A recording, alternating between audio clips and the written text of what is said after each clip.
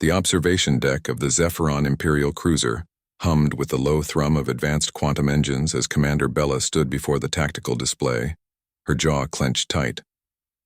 The holographic projection showed Earth's orbital defense grid, a patchwork of hastily assembled platforms bristling with what the Galactic Empire considered laughably primitive weapons.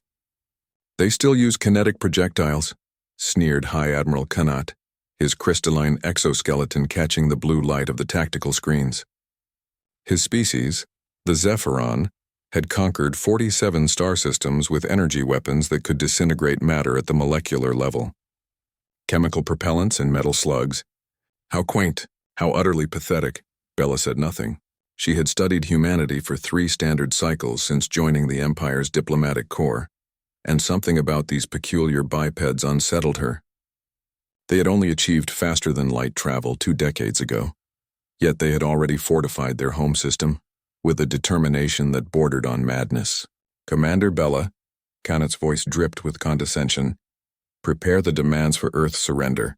Make them understand the futility of resistance. Perhaps if we mock their primitive weapons sufficiently, they will see reason." The communication channel opened, and a human face appeared on the screen. He was older, with gray streaking his hair and eyes that held an unsettling calmness. "This is General Marcus Hayes of the United Earth Defense Force. State your intentions." Kanat leaned forward, his mandibles clicking with amusement. "General Hayes, we have reviewed your defensive capabilities. Artillery? Chemical-based projectile weapons? We have not seen such crude technology in 3,000 years. Surrender now, and we shall spare your species the embarrassment of a futile engagement." The general's expression didn't change. "High Admiral, we've reviewed your fleet composition. Your shields are designed for energy weapon deflection. Is that correct?"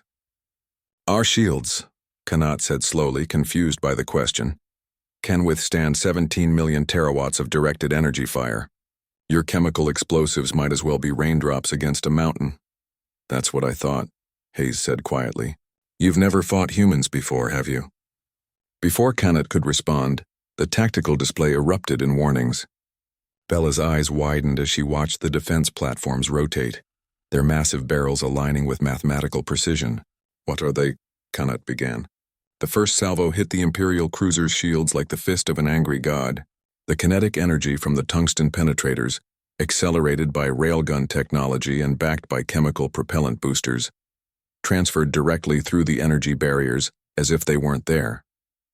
The shields, designed to dissipate energy, had no mechanism to stop solid matter traveling at hypersonic velocities. The ship lurched violently.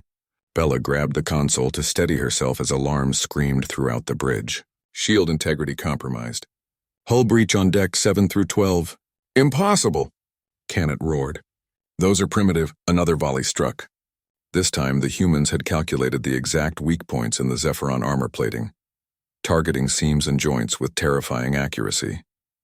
The cruiser's secondary reactor exploded, sending a shockwave through the entire vessel. Bella watched in horror as the remaining Imperial ships fared no better. The humans had turned warfare into mathematics.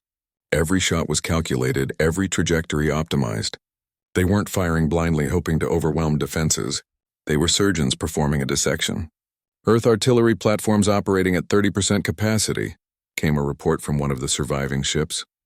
"They're not even using their full arsenal." Kanat stared at the tactical display, his earlier arrogance evaporating like morning dew. 3 of his 7 capital ships were already disabled, venting atmosphere and debris into the void. The others were retreating, their advanced propulsion systems no match for the brutal efficiency of human ballistics. "How?" he whispered. "How can primitive weapons—" "They're not primitive," Bella said quietly, understanding dawning in her mind. "They're refined. Humans have been perfecting the art of throwing rocks at each other for thousands of years. While we moved on to energy weapons, they kept improving, kept calculating, kept making their kinetic weapons more accurate, more powerful, more devastating." General Hayes's face reappeared on the communication screen. Behind him, Bella could see officers coordinating the defense with calm professionalism. "High Admiral Kanat, let me educate you on human military history. We started with throwing stones, then spears, then arrows, then bullets, then shells. Each iteration more refined than the last. Do you know what we call the science of artillery fire? Ballistics. It's one of our oldest sciences and one we've never stopped perfecting. Another salvo screamed past the cruiser, deliberately missing by mere meters. A warning shot. Your energy weapons are impressive, Hayes continued.